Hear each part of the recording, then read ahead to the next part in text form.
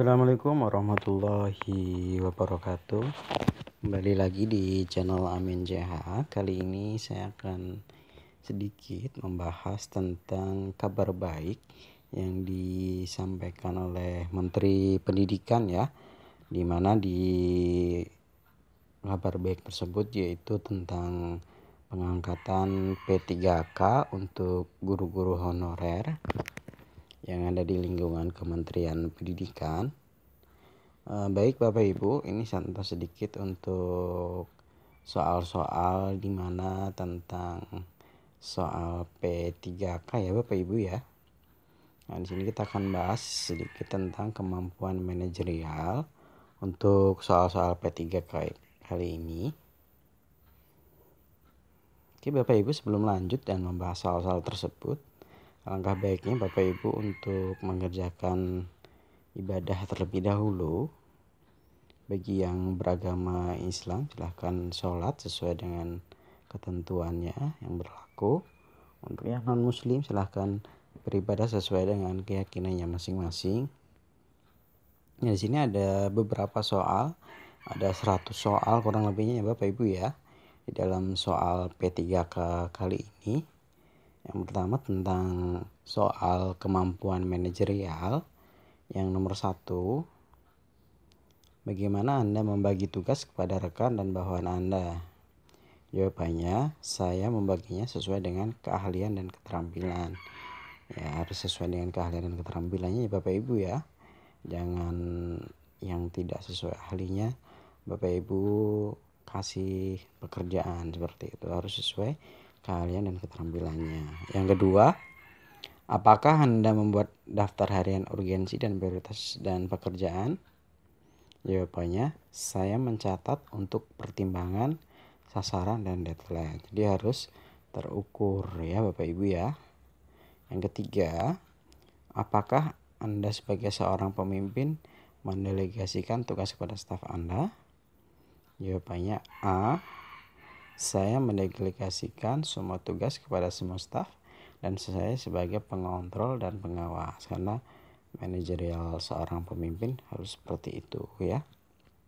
Yang keempat, seberapa seringkah Anda berusaha dengan aktif mencegah gangguan, tamu, rapat, telepon yang biasanya selalu mengacaukan hari kerja Anda? Jawabannya B, saya selalu menyortir seberapa penting hal tersebut terlebih dahulu. Jadi diprioritaskan ya Bapak Ibu ya. Oke, soal kelima, seberapa sering gagasan Anda diterima dan dijalankan dengan baik oleh tim atau rekan kerja? Jawabannya A, selalu gagasan saya celang dan selalu diterima. Nah, baik seorang pemimpin juga harus punya gagasan-gagasan, ide-ide, dan biasanya selalu gagasan itu bisa diterima oleh bawahan. Keenam, seberapa pentingkah kekompakan tim bagi Anda? Nah, penting, tapi yang utama adalah target. Jawabannya E ya. 7, bagaimana pendapat Anda tentang masalah yang sedang dihadapi oleh tim? Jawabannya D, masalah tim adalah masalah bersama yang harus diselesaikan oleh tim. Seperti itu ya. 8, bagaimana Anda merespon target tercapainya rekan kerja Anda? Jawabannya A, saya mudah melakukan apresiasi positif terhadap rekan kerja. 9, apakah Anda merasa sulit meminta tolong pada seorang teman untuk melakukan sesuatu untuk Anda? Jawabannya B, jika dalam kondisi benar-benar mendesak, maka saya akan meminta tolong pada orang lain. Tapi ada 2 opsi ini ya. Yang D, jarang meminta tolong karena tugas tersebut sudah jadi tanggung jawab saya. Ibu yang lebih tepat itu B ya. 10, bagaimana pendapat Anda tentang pencapaian target tim Anda dan individu? Jawabannya D, mencapai target tim dulu lalu menyelesaikan target individu. Jadi harus kepentingan tim dulu ya, baru kepentingan pribadi. 11. Apakah Anda bersikeras agar orang lain melakukan pembagian tugas secara adil? Jelas, karena keadilan adalah utama dan mutlak. B ya jawabannya. 12. Apa yang Anda lakukan dalam sebuah diskusi dengan sekelompok kecil teman-teman Anda di kantor? Jawabannya A. Saya selalu aktif berpendapat dan mengarahkan teman-teman untuk aktif juga. 13. Apakah Anda menunjukkan inisiatif dan berusaha untuk mengejar prestasi kerja? Jawabannya A. Saya selalu menunjukkan inisiatif dalam bekerja. Jadi tidak pasif ya, harus punya inisiatif juga. 14. Untuk mencapai tujuan kelompok yang telah ditetapkan saya. Jawabannya D.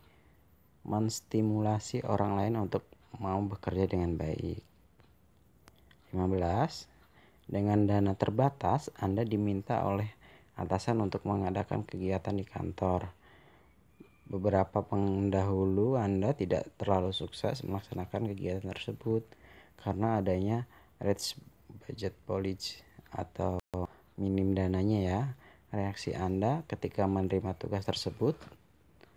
Jawabannya D.